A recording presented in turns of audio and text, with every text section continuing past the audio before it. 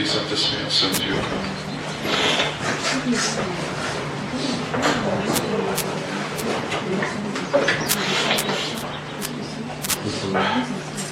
Bien. Au nom du Père, du Fils, Saint-Esprit, Saint-Dieu, Amen. Dimanche prochain, ce sera le deuxième dimanche du carême. Puisque c'est le deuxième dimanche, c'est-à-dire combien de dimanches de carême ont déjà passé? Non, trois, mais le premier, on ne compte pas le premier parce qu'on était 12 jours sans carême. C'est le dimanche de la préparation ou le dimanche d'arrêter le déjeun. Le déjeun. D'accord? Et le faire, c'est-à-dire yerfa. Yerfa, c'est-à-dire soulever les mains, d'accord, des aliments gras. Pardon. Et alors, le premier dimanche, ce n'est pas vraiment le carême. Mais après le premier dimanche, nous aurons quelle semaine? La première semaine. C'est comme ça qu'on compte le carême, ou les semaines du carême. Vous voyez? Venez vous les deux, un peu plus rapidement. Oui, ça c'est pas honnête. Allez, venez. Vite, bougez. Un de l'un et de l'autre. Normalement, la semaine commence par le lundi ou par le dimanche. Alors on voit que le premier dimanche, alors ce qui suit, c'est la première semaine. Et ben non. D'accord? Attention. C'est un dimanche qui ne compte pas, qui commence. Vous voyez? Ensuite, une semaine de préparation. Et on tombe sur le premier dimanche du carême. Je répète.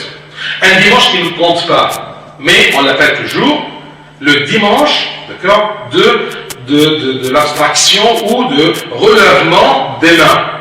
D'accord? Qui est suivi par une semaine de carême. Alors ça, c'est la première semaine du carême qui se termine par le premier dimanche du carême. C'est évident? Hein?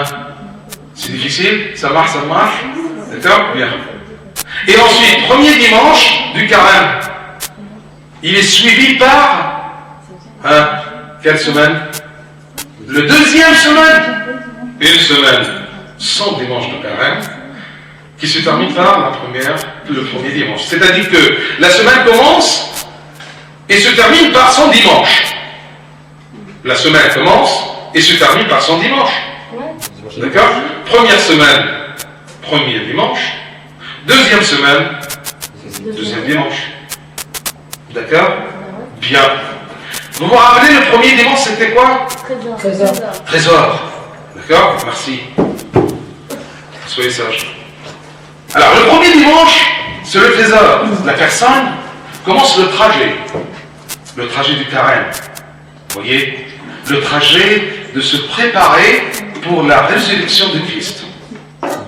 Alors, quand il commence à viser son trésor, ça c'est le premier dimanche. À votre avis, si vous commencez à penser à un trésor, le deuxième dimanche, ça sera quoi? La tentation. C'est toujours comme ça. Quand on commence à se préparer pour formuler ou s'intéresser à un trésor, eh bien, c'est l'attaque des voleurs. Le premier voleur de la pharmacie, c'est Satan. Parce qu'il veut bien te dérober de ta place au royaume des cieux. C'est pour cela que l'Église a fait pour ses fidèles que quand vous commencez le carême, en vous disant, attention, émassez votre trésor là-haut dans les cieux, où il n'y a pas de voleur et tous ces trucs, deuxième dimanche, ils vous disent, attention, il y aura toujours des tentations. Parce qu'il y a un verset qui dit, celui qui veut vivre, je vais essayer de le traduire, celui qui veut vivre dans la piété et la vertu, d'accord, il sera persécuté. C'est toujours comme ça. Quand on veut se comporter bien, on est toujours persécuté par les enfants du monde. Ça, c'est une règle.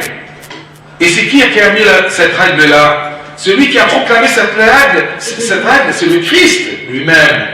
Vous voyez, à travers Saint Paul, bien sûr, d'accord? Mais c'est parce que Dieu, il sait ce qu'il fonctionne dans le cœur des enfants du monde. Il sait ce qui se passe dans le monde. Alors, il nous met en garde. Attention, quand vous serez sur le chemin du bon comportement chrétien comme fils de Dieu, vous serez toujours persécuté. Ah, alors ça sera mieux d'arrêter. Ah non, attention, il y a une continuation. Tu seras toujours soutenu par l'Esprit de Dieu. Et il y a une différence quand on dit le chrétien est toujours persécuté parce qu'il veut vivre comme enfant de Dieu, point final. Et quand on dit l'enfant de Dieu, il est persécuté quand il veut se comporter comme enfant de Dieu, mais il sera toujours soutenu par le Christ, par l'Esprit de Dieu qui œuvre en moi, qui me donne la force. Je vous dis plusieurs fois, et je vous rappelle que rien dans le christianisme est facile. Rien. Le Christ lui-même nous demande des choses trop difficiles pour notre capacité humaine. On ne peut pas. D'accord? On ne peut pas aimer nos ennemis. C'est hors les limites humaines. D'accord? On ne peut pas être pur de cœur, d'accord, et de sens. C'est hors notre capacité humaine déchue. Mais on peut tout en Christ. Ça, c'est très important. C'est pour cela que quelqu'un, quand il veut essayer de lutter dans un péché, d'accord, ensuite il retombe là-dedans. C'est parce que tout simplement, c'était un essai humain. C'était pas l'Esprit de Dieu, vous voyez, qui travaillait en toi, et toi tu te soumets, tu t'es soumis à l'œuvre de Dieu en toi. C'est pour cela qu'on essaye parfois, non, je vais me retenir, d'accord? Bien, je ne fume pas, oui, je ne fume pas. C'est quoi ça? Ah, tu me passes une... Vous voyez, c'est un essai humain, mais c'est hors ma capacité. Mais si je mets dans ma tête, d'accord, non, Esprit de Dieu qui œuvre en moi, je suis faible, d'accord, je le reconnais, je veux ton aide, et tu fais ta prière, d'accord, et deuxièmement, tu t'enfuis du cercle du péché. Ça, c'est très important. C'est clair? Bien. Alors, dimanche prochain, on va entendre, oui. Mais si jamais on retombe dans le même péché, est-ce que ça voudra dire que l'Esprit de Dieu n'avait pas œuvré en nous? Je peux te le dire oui. Peut-être, ça dépend aussi de ta façon de tomber dans ce péché. Est-ce qu'il était exactement le même? D'accord? Les mêmes, comment dire, ce qui t'a poussé à refaire ce péché, est-ce que c'est le même piège? Parce que je peux tomber dans un péché et Dieu œuvre en moi, d'accord, et moi je fais ce que je dois faire, d'accord, comme compter sur l'œuvre de Dieu et s'enfuir du cercle du péché, et ensuite un peu plus loin je retombe dans le même péché, mais Satan me l'a présenté d'une autre façon, d'accord. Alors par ignorance j'y tombe, ça c'est autre chose, tu vois. Et toujours, même parfois, l'Esprit de Dieu œuvre en moi, d'accord, mais je commence avec ceci, mais je m'arrête au milieu, je retourne au cercle. Mauvaise confrontation, n'importe quoi, d'accord. Et n'oublions pas que retomber dans le même péché, c'est-à-dire que le repentir n'était pas complet. Pourquoi? Parce que l'œuvre de Dieu n'a pas travaillé complètement. Et pourquoi l'Esprit de Dieu n'a pas œuvré complètement? Est-ce que c'est la faiblesse de l'Esprit de Dieu? Eh bien non. C'est le champ que tu as présenté pour l'Esprit de Dieu à œuvrer en toi. Tu n'as pas bien préparé, d'accord, le terrain pour que l'Esprit de Dieu œuvre dans le terrain de ton corps, dans ton cœur et ta volonté. C'est clair? Bien. Dès dimanche, vous allez entendre deux évangélistes, Saint Marc et Saint Matthieu, qui ont citer, raconter cette histoire, non, ce n'est pas une histoire, cette guerre entre Satan et le Christ.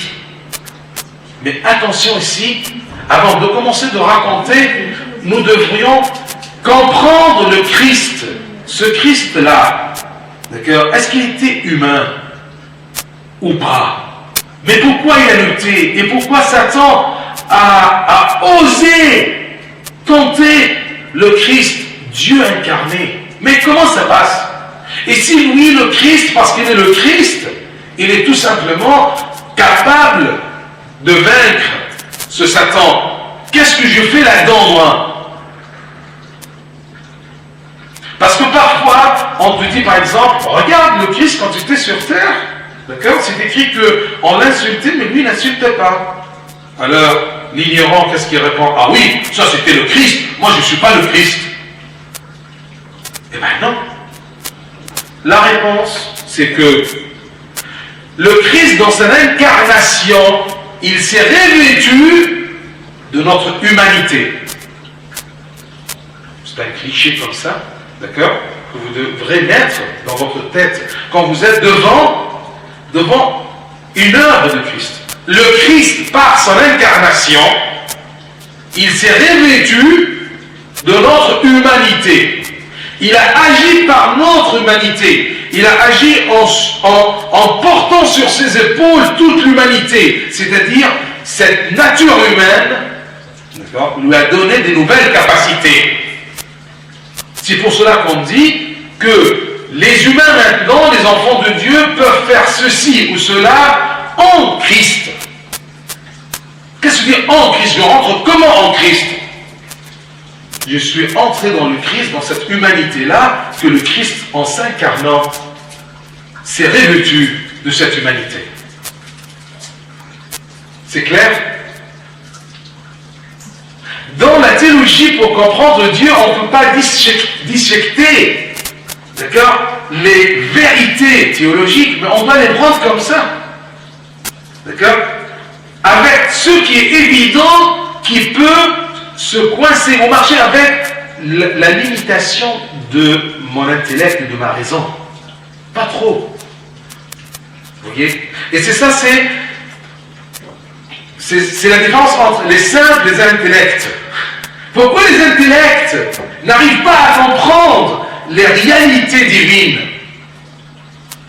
C'est parce que l'intellect, il veut soumettre la vérité à sa raison. Ce qui est impossible dans les raisons divines. Ça ne marche pas. Parce que si tu peux mettre tout Dieu dans ta raison, il n'est plus Dieu. Il n'est plus Dieu. Parce que nous sommes d'accord, tous nous les êtres humains, que notre capacité raisonnable, notre capacité intellectuelle est limitée. Alors, si cette capacité limitée, elle peut engloutir Dieu, donc elle est plus grande que Dieu. Donc Dieu n'est plus Dieu, parce qu'il y a quelque chose de plus grand que lui. C'est pour cela que je vous dis toujours, les intellects, c'est trop difficile pour eux, d'accord, d'accepter Dieu, parce qu'ils n'acceptent que si leur raison accepte. Mais les simples, c'est ça la différence des simples. Les simples, ils ont la foi, d'accord, ils ont la foi, c'est Dieu qui leur a donné la foi, alors ils utilisent cette capacité illimitée que Dieu les a donnée gratuitement, par grâce. La foi, c'est un don. Vous voyez? Vous le recevrez et par lequel vous pouvez concevoir les réalités divines. Mais le pauvre intellect, d'accord, si on lui donne la foi, eh bien, il n'utilise pas cette capacité-là, cette mesure. Mais il cherche la mesure dont il a confiance. Sa raison. C'est pour cela qu'il est bloqué. Il ne peut pas avancer. Alors, ce thème-là, que Dieu en s'incarnant, le Christ en s'incarnant, d'accord, il a revêtu notre humanité. Je suis là-dedans dans cette humanité. Vous voyez? C'est pour cela que je m'intéresse, ou l'Église s'intéresse, que Dieu a voulu combattre ce Satan-là pour qu'il nous donne l'exemple comment faire, d'accord? Et pour donner à cette nature humaine la capacité de vaincre Satan. Alors, prenons par exemple Saint Matthieu quand il va nous raconter ceci. Je vous lis Matthieu chapitre 4 et on va voir Marc chapitre 1.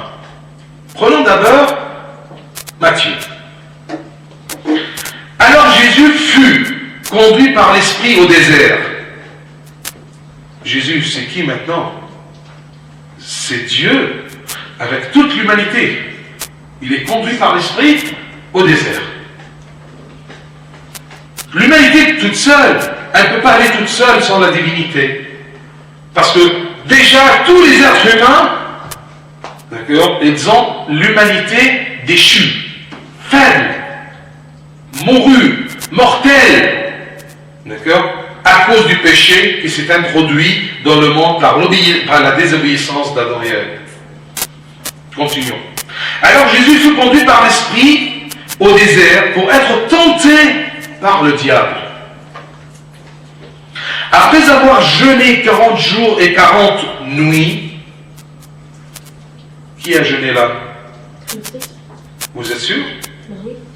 Le Christ, revêtu par toute l'humanité. D'accord? C'est écrit un verset, je vais le dire en arabe, c'est-à-dire, dans la forme, il est devenu quoi? Homme. Vous voyez? Parfois, quand on veut saisir une réalité théologique, on cherche plusieurs versets. Et en les mettant comme ça l'un à côté de l'autre, ça nous donne un peu le goût de cette réalité-là. Mais on ne peut pas saisir complètement cette réalité-là. Et la preuve, c'est écrit un verset. Si quelqu'un dit, explique-moi, mais qu'est-ce que ça veut dire s'incarner? Comment Dieu prend la forme, oui, de l'homme, mais comment? Dis-lui, attention, Dieu lui-même nous a dit quelque chose. D'accord? Nous sommes des saints, nous ne sommes pas des intellects. D'accord? C'est quoi? Il nous a dit, il est grand le mystère de la piété. Dieu est apparu dans la chair. Quand même, qu'est-ce que vous voulez discuter là-dedans? D'accord? Ou bien vous avez la foi, que Dieu vous la donne gratuitement, c'est une grâce. D'accord? Ou bien tu ne pourras jamais, par tes capacités, comprendre ces choses-là.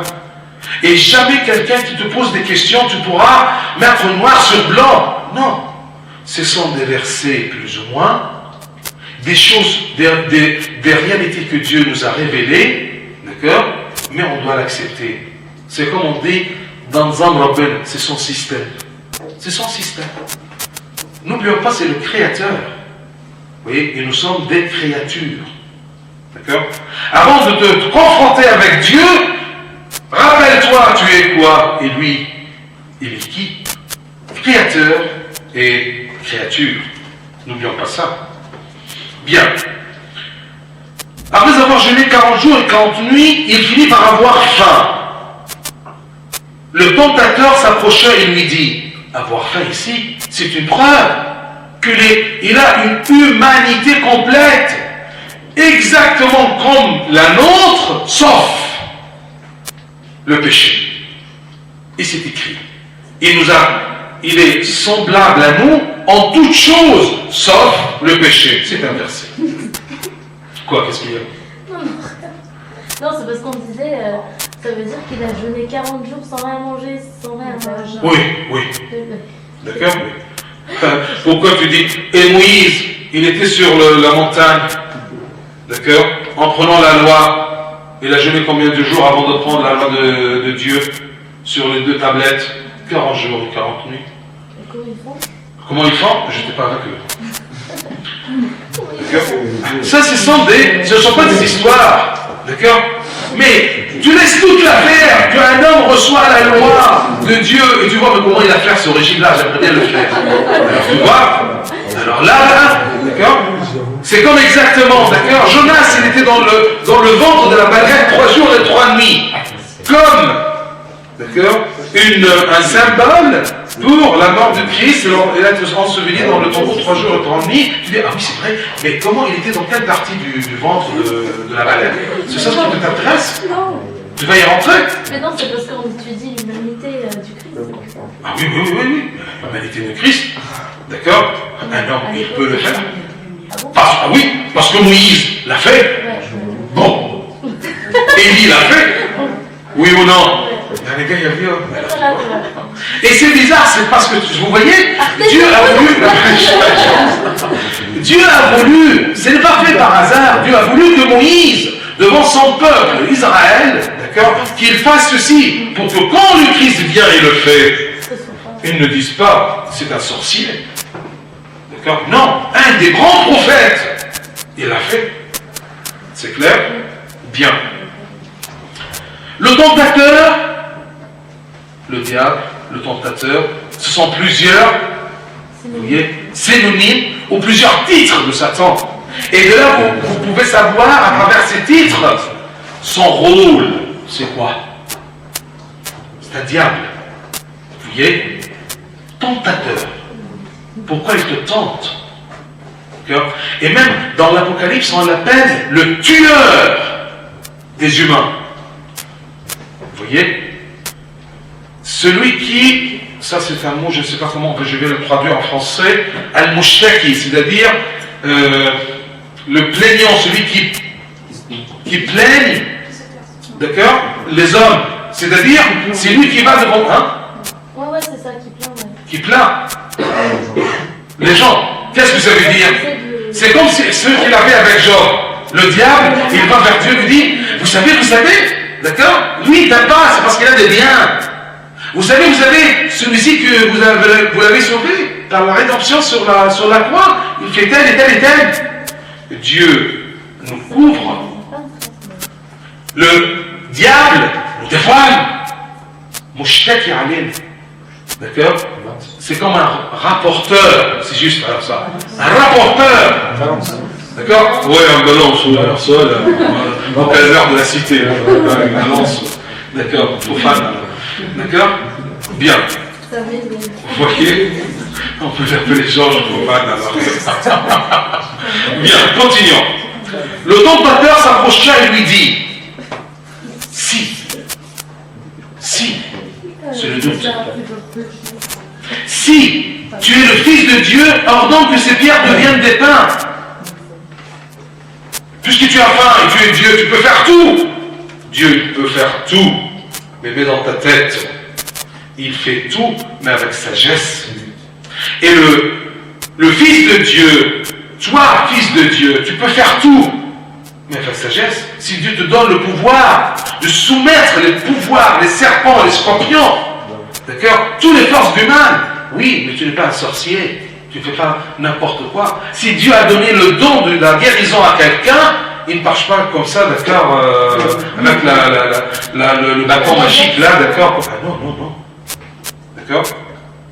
Saint Paul, il avait le don de guérir les gens et lui, il était malade. Vous voyez? Vous voyez? Parce que ce n'était pas bien pour lui. D'accord, Georges, c'était pas bien pour Paul, d'accord, d'être très fort comme ça, il pourra facilement tomber dans l'orgueil. Je donne la guérison et moi, oui, j'ai une blessure.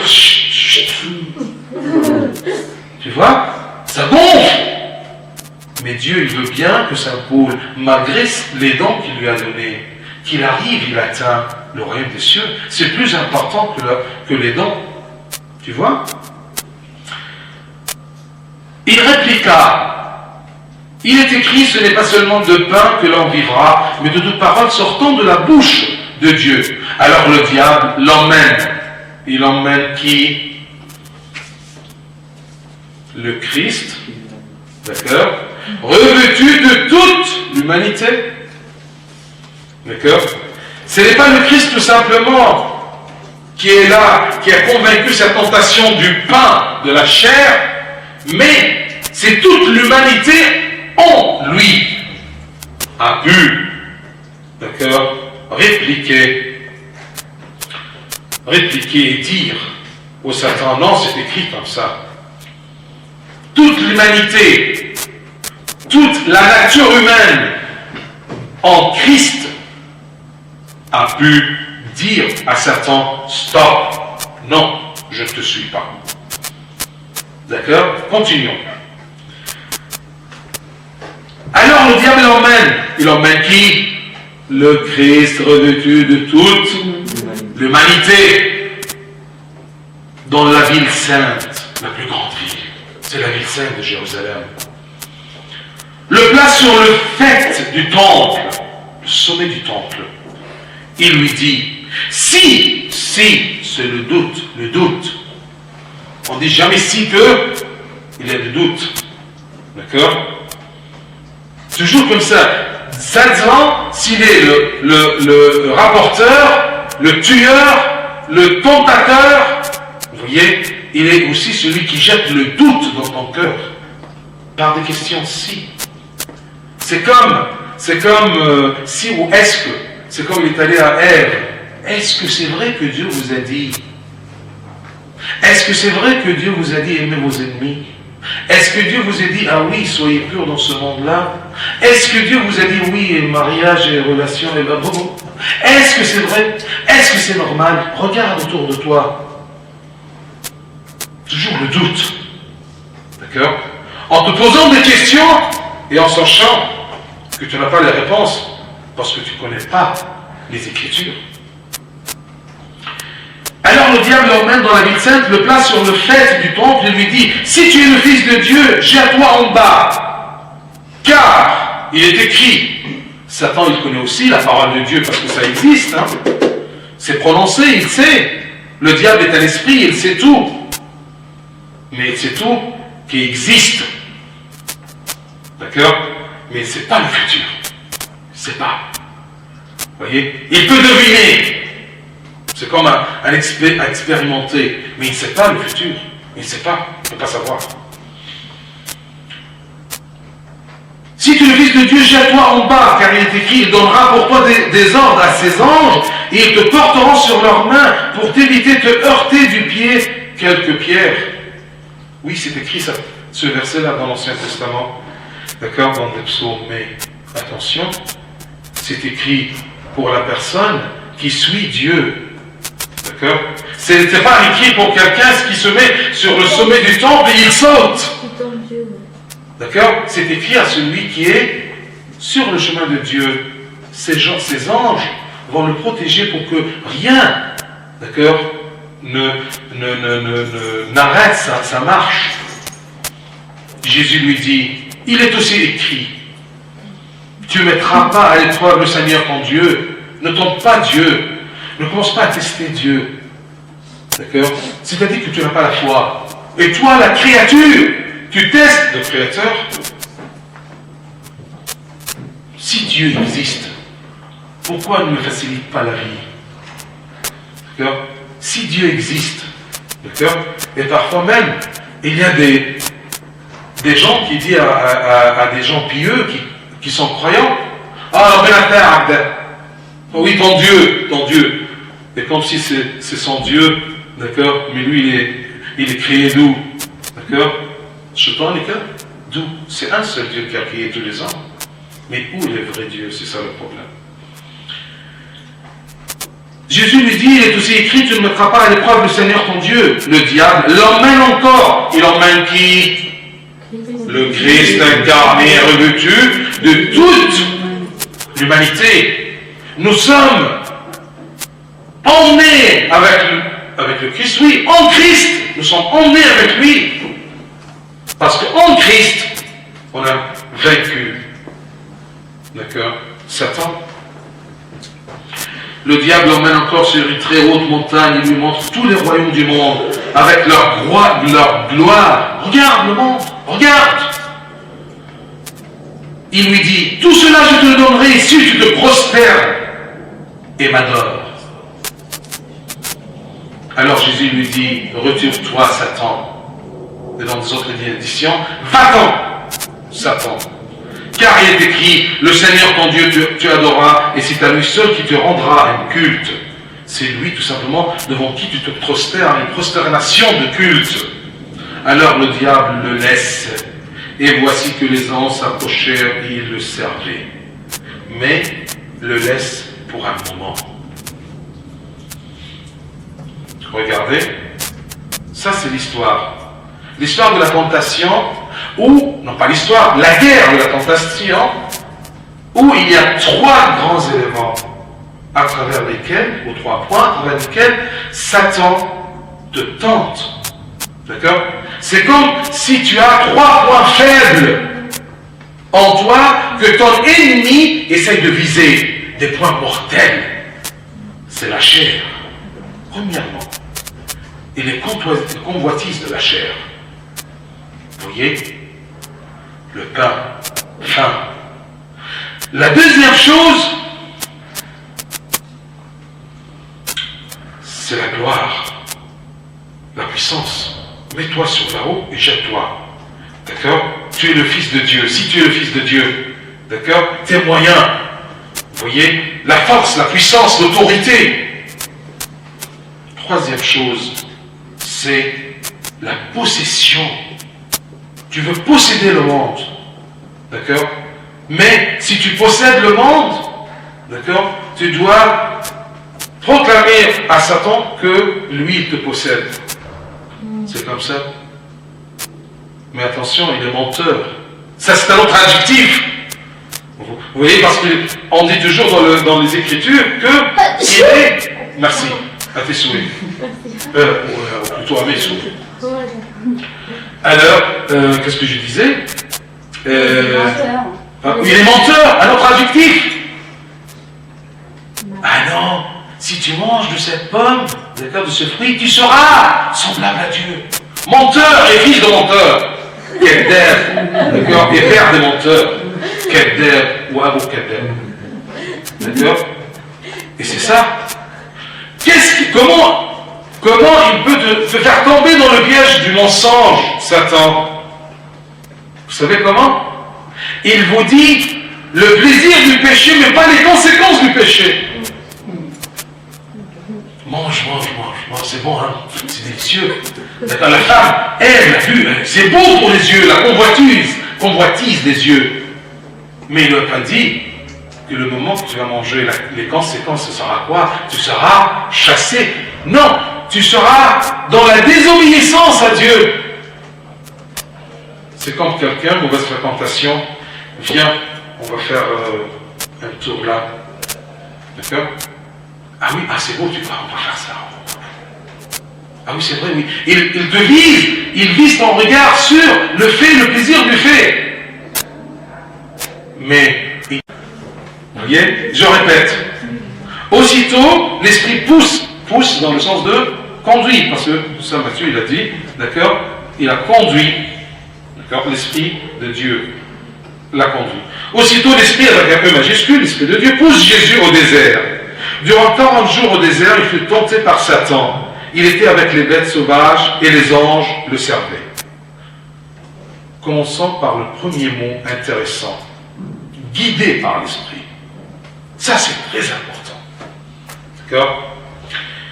Nous sommes contre un ennemi très osé. D'accord? Il ose tenter qui? Le Christ lui-même. Vous voyez? Et même il a osé de tenter tous les hommes de Dieu. Vous voyez? Il a tenté notre Adam et Ève, les ancêtres. Vous voyez? Il est très fort. Vous voyez? Il est très sauvage. Il n'a pas de pitié. Il n'a pas de pitié. Rappelez-vous que Satan n'a jamais pitié de l'homme. Il cherche toujours à le détruire. Alors quand tu fais un péché, rappelle-toi que ça vient de la main de qui? De celui qui veut t'empoisonner, de tuer. Oui? Tueur des êtres humains. Et pourquoi? D'accord? Pourquoi tueur des êtres humains? Parce qu'il semble que ces êtres humains-là, ils sont très proches de ce Seigneur-là, de ce Dieu. Il est jaloux. Satan, il est tombé, il a chuté de sa classe, c'est pour cela qu'il ne veut aucun mieux que lui. Donc, il est guidé par l'Esprit Saint. Même si Satan veut bien que le terrain du combat soit le désert. Pourquoi le désert? C'est seul. Hein? Tu es seul. C'est quelque chose d'un lieu sauvage, d'accord, désertique, vous voyez, où il y a la peur. C'est pour cela que c'est incrusté dans la tête des êtres humains jusqu'à maintenant, d'accord. Et c'est vrai que toujours l'habitat de Satan, c'est quoi? C'est toujours dans les endroits désertiques, les tombeaux, d'accord, comment dire, quand il a une maison, les débris, d'accord, après une guerre, vous voyez, où il y a la terreur, où règne la peur, vous voyez, c'est toujours là que Satan est là. Même le Christ, quand il a parlé à propos de l'esprit mauvais qui laisse une personne, vous voyez, il dit que le diable quitte sa maison et il va dans un endroit où il n'y a pas d'eau. Il ne trouve pas de repos, alors il retourne pour chercher où il peut s'installer parmi les hommes. Donc, si la guerre est pénible avec Satan, eh bien, n'ayez pas peur, parce que l'homme est conduit par l'Esprit Saint. Vous voyez? Si Dieu permet des tentations, des angoisses, des épreuves, vous voyez, n'ayez pas peur tant que tu es guidé par l'Esprit Saint. Et là, qu'est-ce que ça veut dire être guidé par l'Esprit Saint? Il guide quoi en moi? Eh bien, ma vie, ma pensée, mon comportement, toute ma vie. D'accord? Si la personne est guidée par l'Esprit Saint, il est nommé quoi? Enfant de Dieu. Parce que c'est écrit, ceux qui sont guidés par l'Esprit de Dieu, c'est eux les enfants de Dieu, ceux qu'on les appelle enfants de Dieu. Alors si tu es guidé par l'Esprit de Dieu, tu es enfant de Dieu. Et là, c'est la catastrophe. Parce que le moment que tu es devenu enfant de Dieu, eh bien Satan, il commence à faire paraître son épée. Ah, ça c'est un enfant de Dieu. Je l'attaque. N'ayez pas peur.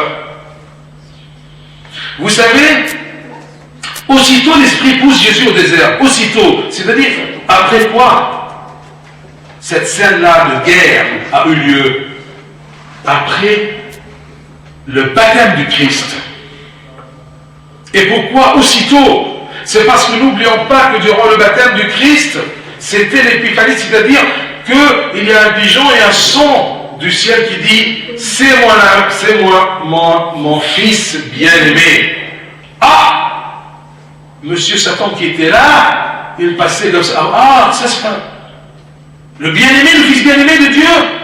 Alors il se tourne vers lui. Ah, mais il ne savait pas que c'est Dieu, d'accord, revêtu par l'humanité. Parce que tout simplement, il ne peut pas saisir que Dieu peut s'humilier en prenant l'aspect d'être humain. La poussière, la créature de la poussière. Il ne peut pas imaginer que Dieu, même s'il est revêtu de l'humanité, vient humblement et demande à Jean-Baptiste, baptise-moi. Alors, sûrement, ce n'est pas Dieu. Si tu es fils de Dieu. Il vient d'entendre la révélation, d'accord, que ça c'est mon fils. Il sait très bien que ça, c'est la voix de Dieu. Mais comment c'est ton fils? Mais bien aimé. Et ensuite, il s'incline devant Jean-Baptiste. Ça ne marche pas, ce n'est pas facile.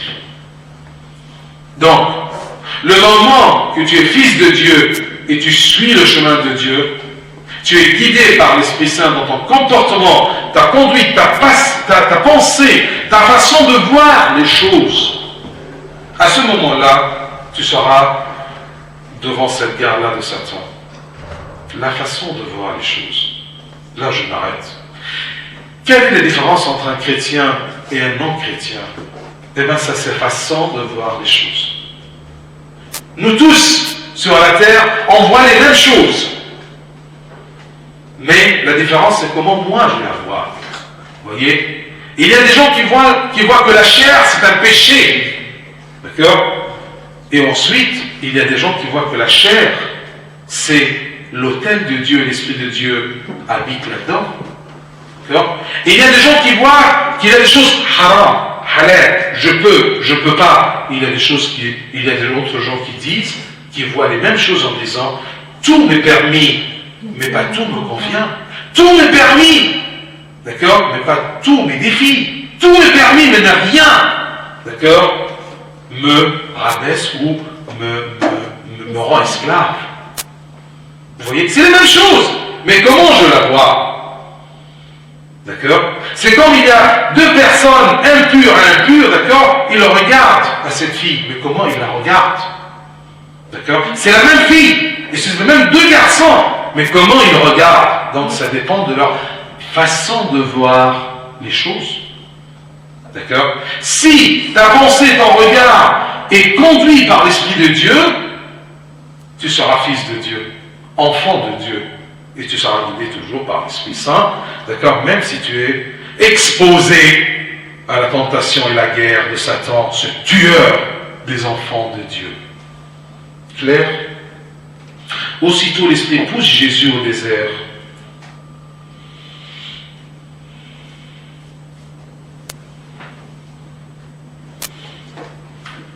Mais, attention, ne crains pas que ta filialité, on dit ça?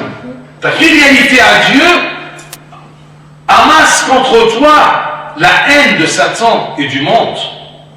Parce que c'est écrit, celui qui veut vivre dans la piété en Christ, il sera persécuté. Persécuté par le monde. Mais le Christ nous dit quoi? Mais ne craignez rien, soyez sûrs, j'ai vaincu le monde. Donc, en Christ, tu vas vaincre le monde. Mais tu dois être en Christ. Et comment on devient en Christ? Par le baptême. Parce que dans le baptême, on est revêtu de Christ. C'est clair? D'accord? Et c'est ça que les versets qui disent, sans moi, vous ne pouvez rien faire. Et en Christ, je peux faire tout. Tout m'est possible en Christ. C'est clair? Et c'est pour cela que maintenant, le Christ incarné, revêtu de l'humanité, d'accord? On dit le hymne durant la communion, Al-Masih Sam'anna. D'accord? Sam'anna. Il a jeûné pour nous. Pour nous. Tout ce que le Christ, tout ce que ce Dieu incarné a œuvré, il l'a fait pour nous, pour l'humanité. Il s'est incarné pour nous. Il a jeûné pour nous. Il s'est laissé tenter par le démon, d'accord, pour le vaincre, pour nous. D'accord?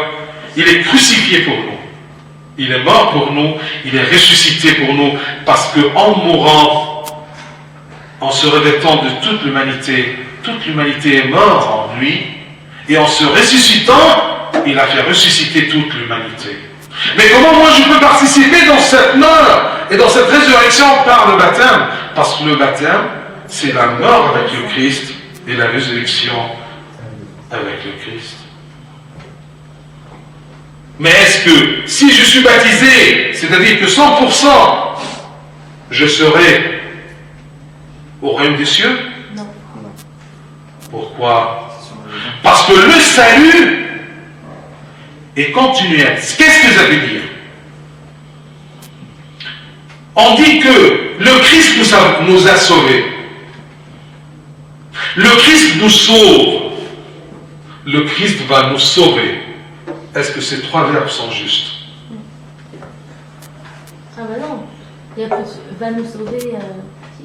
Il nous a déjà sauvés là. Non, c'est une question piège. Allez, ça c'est belge. Il nous a sauvés. Mais si les trois ils sont il va nous sauver. Oui. Ça veut dire qu'il y avait un salut avant, Il y a un salut au présent, il y aura un salut au futur. Le salut, il est perpétuel. Merci. Il m'explique alors. Oui, d'accord, il est trop fort, d'accord. Il a expliqué l'eau après beaucoup de progrès par l'eau. C'est bon. Les trois, c'est bon. Est-ce que ça se dit?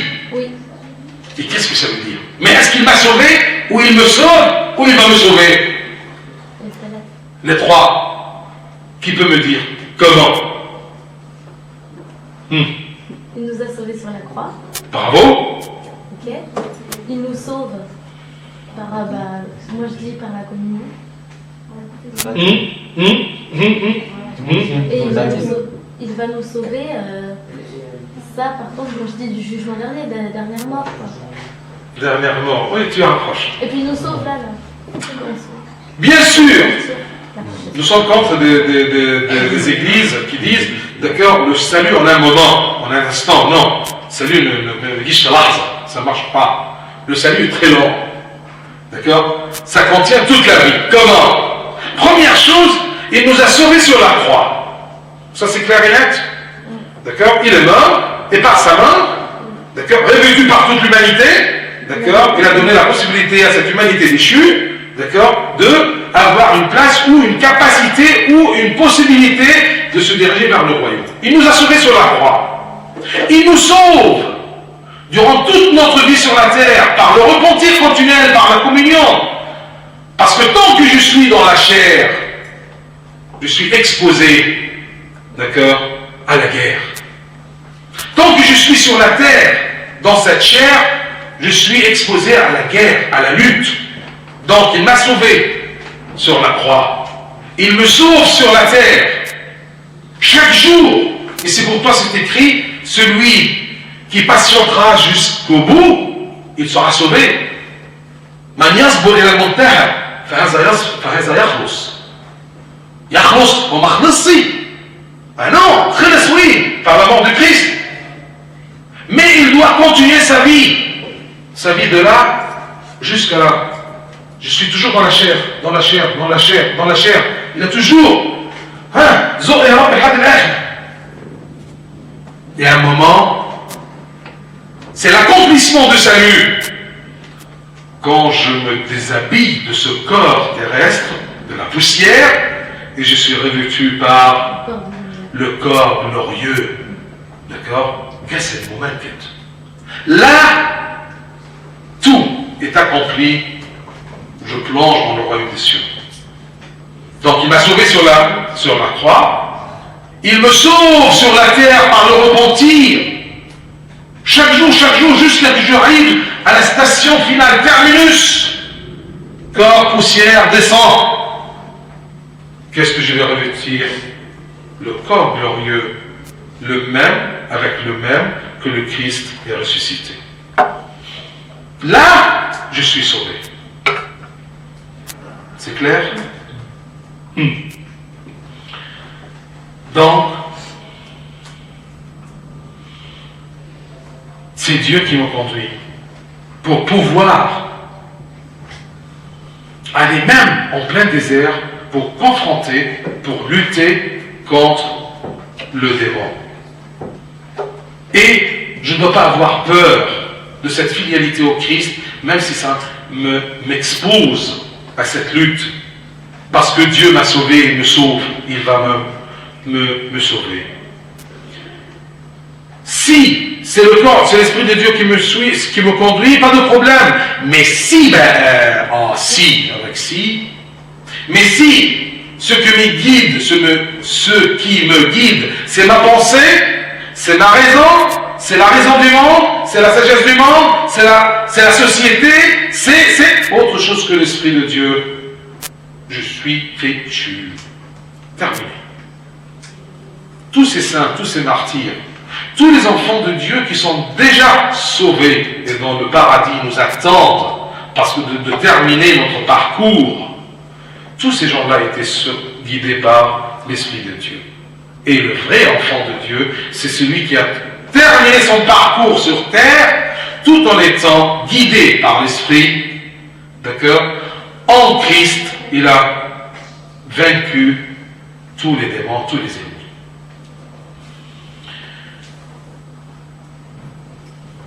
Donc, les tentations ou les épreuves est indispensable pour le chrétien. Tu ne peux pas être chrétien sans des épreuves. C'est comme ça. Parce que c'est le système de Dieu et de démons. Regardez dans les histoires des saints, que ce soit depuis les apôtres et les pères apostoliques qui sont venus dans le 1er siècle et la première moitié du 2e siècle. Vous voyez? Et tout même avant les apôtres, comment dire, les pères des pères, Abraham, Isaac, Jacob, et Moïse, et David, et tous ces gens-là, ils avaient toujours des problèmes dans leur vie. Vous voyez? C'est parce que ce sont les épreuves qui purifient leur foi. D'accord? Purifier, pourquoi on purifie l'or? Pour lui donner une valeur. Oui ou non? Donc ta foi n'est jamais valorisée que si elle est purifiée par le feu des tentations. Mais n'aie pas peur des tentations. Pourquoi? Parce que tu es toujours vaincu. Et est-ce que tu es sûr d'être vaincu tant que tu es en Christ? C'est parce que c'est jamais la victoire par ton bras. Ça ne marche jamais. D'accord? Si tu penses que tu pourras vaincre par ta force, ton intelligence, ta fahlawa, d'accord? Ta ruse, ça ne marche pas. Et regarde ce que Dieu nous a montré, comme par exemple, regardez David et Goliath. David et Goliath, c'est incomparable. David, le jeune blond, d'accord, avec des beaux yeux, vous voyez, lui c'est écrit comme ça, d'accord, il est venu devant ce Goliath, ce guerrier, d'accord, il lui a dit, je ne viens pas par ma force ou ma autorité, mais je viens vers toi au nom, d'accord, du Seigneur des armées, Dieu d'Israël. Et c'est vrai, qu'est-ce qu'il a pris? Une pierre lisse, c'est ça? Une pierre lisse, eh bien c'est ça. Et avec ça, donc la pierre lisse, ce n'est pas sa force, ce n'est pas une force. Il faut vaincre Goliath. Vous voyez? Regardez la guerre des Amaliques, je ne sais pas comment dire, c'est un peuple géant, le temps de Moïse, d'accord, et de Aaron. Alors Aaron, d'accord, il combattait ce peuple-là. Et Moïse, qu'est-ce qu'il faisait? Il priait sur la montagne. Tant qu'il priait et demandait l'aide de Dieu, eh bien Aaron, vous voyez, non excusez-moi, pas Aaron, c'était Moïse, Yeshua, Josué. D'accord? Il combattait. Et Moïse, il priait. Mais ça prend beaucoup de temps. Les bras de Moïse, d'accord, a commencé à être un peu lourds. D'accord? Il n'arrive pas à les lever. Chaque fois qu'il se repose comme ça, le peuple de Dieu est écrasé par son ennemi. Alors, et on commence. À un moment, il a eu mal au bras. Qu'est-ce qu'ils ont fait? Ils ont cherché d'eux pour qu'il le tienne, lui tient le bras. Pourquoi Dieu a fait ça? Pour dire à son peuple, attention, ce n'est pas toi qui combats, c'est moi. Sois en moi et tu seras victorieux. En Christ, c'est ça en Christ. Vous voyez, tout seul tu ne peux rien. Tu ne peux rien, c'est beaucoup plus fort que nous. C'est Goliath et nous sommes David. Alors ça ne marchera pas.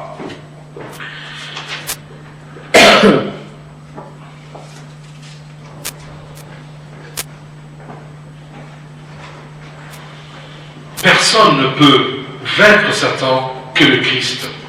Et celui qui est en Christ. Clair? Alors quand tu te sens faible devant Satan, devant le péché, devant les pièges, cherche, est-ce que tu es en Christ ou tu t'es éloigné? Tu t'es éloigné du Christ et de la guidance de l'Esprit de Dieu, tu deviens très faible. Tu ne pourras rien faire que en Christ et par le Christ. Vous voyez, toutes les prépositions en, pour, d'accord, C'est comme on dit en arabe, fi les belles. D'accord? Par le Christ. D'accord? En Christ, pour le Christ. Et c'est vrai, ta vie c'est quoi? C'est quoi ta vie? D'accord? Ta vie c'est en Christ. Vous voyez? Et par le Christ, tu vis. Et pour le Christ, tu vis. D'accord? C'est comme Saint Pierre a dit, ou pardon, Saint Paul, il a dit quoi? Que tout, d'accord, est par lui, en lui et pour lui. Tout est par lui, et en lui, et pour lui. Bonjour, Goliath. D'accord? C'est clair? Donc, c'est ça ce qui nous concerne à propos du dimanche de la tentation. C'est tout simplement que nous sommes en Christ, et on a pu vaincre, d'accord, Satan, et on a devant nous le modèle comment vivre en Christ guidé par l'Esprit Saint.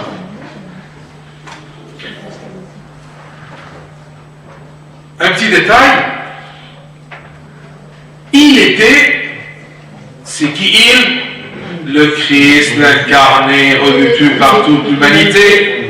Il était avec les bêtes sauvages. Oh, pourquoi ce détail-là? Pourquoi Saint Marc a dit ce détail? Quand les bêtes sont devenues sauvages, après la chute d'Adam, parce qu'avant la chute d'Adam, il était autoritaire, il était maître de la créature. Vous voyez? Il n'y avait pas de bêtes sauvages. C'est comme Noé, dans son arche, il vivait avec les bêtes sauvages. Oui ou non? D'accord? Et même, voyez les saints, Saint Marc, qu'est-ce que vous voyez à côté de lui? Un lion qui lâche ses pieds. D'accord? Un bersum et rien.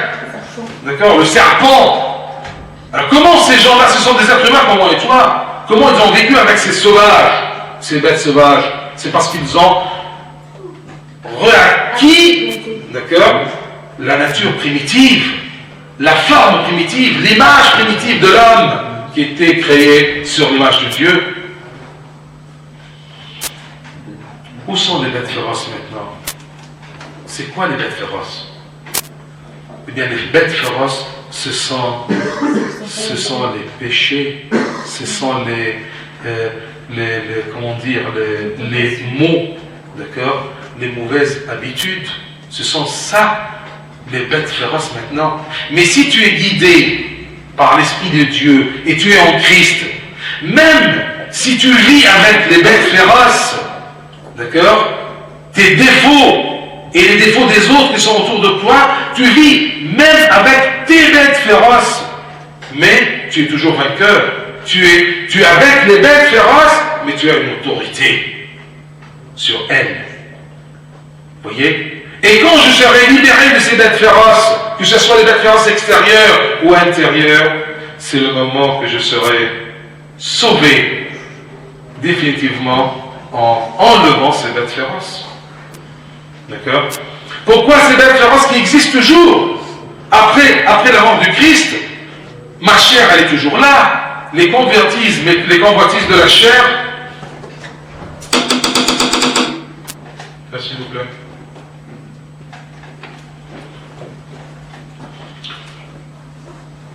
Vous voyez?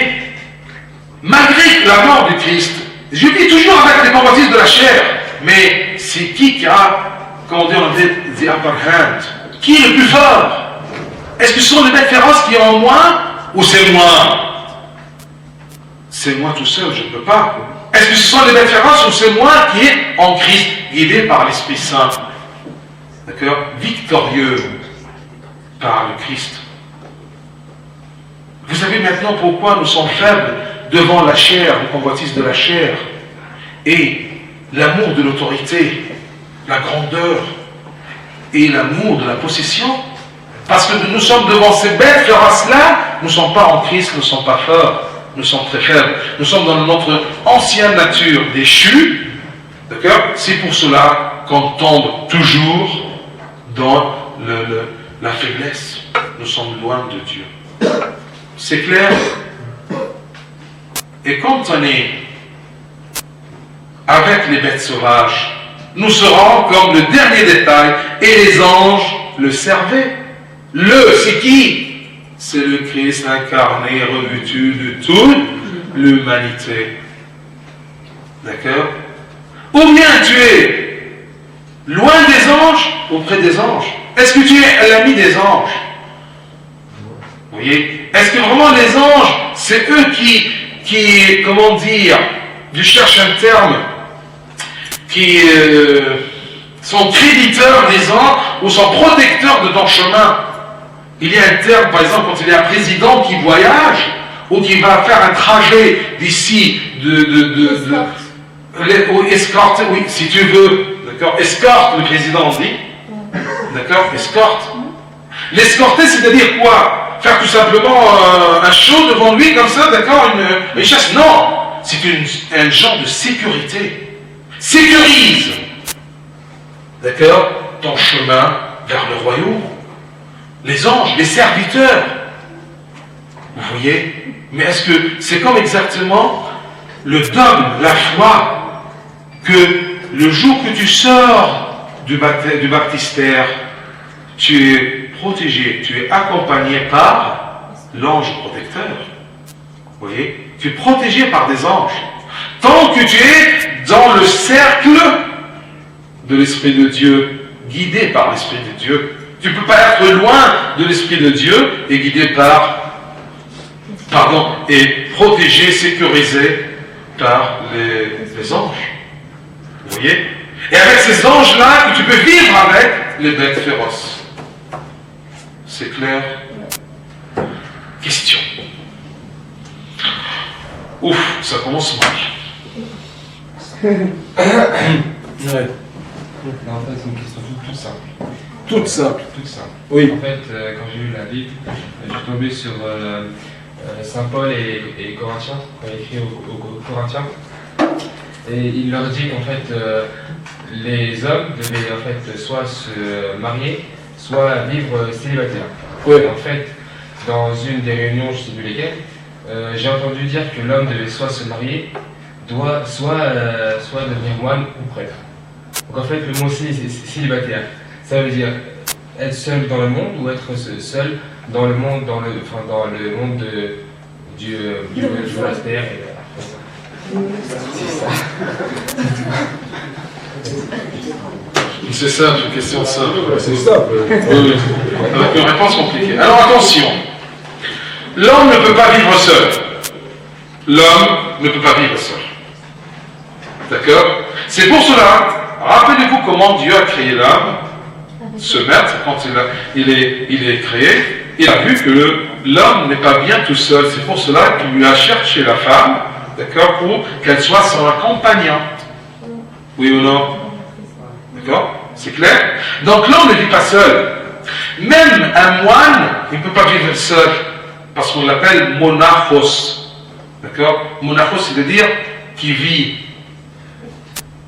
seul, loin des hommes, pour être avec Dieu complètement. D'accord? Donc le célibat, ce n'est pas par rapport toujours à une femme. D'accord? Mais s'il ne vit pas dans la vie normale avec une femme, d'accord, ce manque-là, que Adam lui-même était là-dedans, ça doit être rempli par qui? Par Dieu. C'est clair? Alors ce sont les deux voies, d'accord, normales de l'être humain. Ou bien qu'il soit comme son père Adam et Ève, d'accord, dans la ligne normale, d'accord, d'être accompagné par une femme, d'accord, ou bien, eh bien, il sera l'époux l'épouse de Christ. C'est clair? Laquelle? Celui qui vit la solitude, parce que, écoute, hein, c'est un train de mariage qui n'a pas rattrapé, alors il est là, écoutez, hein, comme ça. Eh bien non, ça c'est quand on dit une vieille fille ou un vieil homme. C'est clair, monsieur? Alors c'est ça. Et ce qui est normal, c'est de suivre le chemin normal. Et si Dieu veut te donner ce talent-là d'être moine, quelque chose d'un peu abnormal vis-à-vis du chemin normal, ça c'est autre chose. D'accord? Je me rappelle bien, quand cette idée-là d'être moine, par exemple, me venait, d'accord, on me disait, mais écoute, d'accord, suis le chemin normal, continue tes études, travaille, d'accord? Et considère-toi à l'intérieur que tu es moine. Ah là, c'est un moine, allez, vas-y, moine dans le monastère, dans ta vie quotidienne, sois moine. Alors, je me rappelle bien que mon père spirituel était un moine, mais il était très malade, d'accord? À un moment, je vais laisser ma faculté, c'est terminé. Décidez.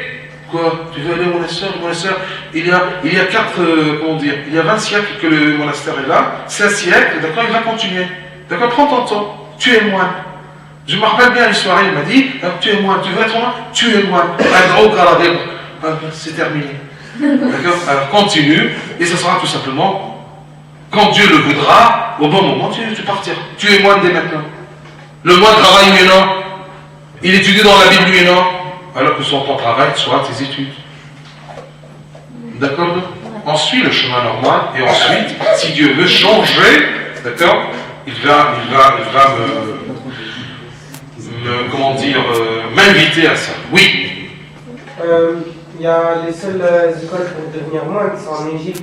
Les écoles. Non, il n'y a pas des écoles pour devenir moine. Non, ce sont des séminaires, d'accord, et clériqués, c'est-à-dire les écoles théologiques qui préparent des hommes pour être serviteurs de Dieu. D'accord, ils sont tous, d'accord, préparés pour le prêtrise. Mais si en sortant et après avoir terminé, il veut continuer le chemin de la secte, d'accord, ça c'est autre chose. Et pourquoi il n'y en a pas en France? Par exemple. Non, parce qu'il y en a qu'en Égypte, c'est-à-dire on doit savoir lire égyptien. C'est vrai en plus. Non, c'est pas. Écoute, mais en Allemagne, tu sais le groupe qui est venu maintenant pour nous saluer. Ils partent maintenant en Allemagne parce qu'il y a un séminaire, d'accord, en Allemagne. Mais on ne peut pas faire dans chaque pays. T'as doucement. D'accord? Et le jour qu'il y aura vraiment une communauté, une nouvelle génération, qui connaît bien le français et dans un niveau spirituel assez haut et élevé, et aussi de trouver des professeurs, d'accord? Eh bien, on va le faire. Mais ce n'est pas ça qui nous manque maintenant. Oui ou non? Alors c'est rien.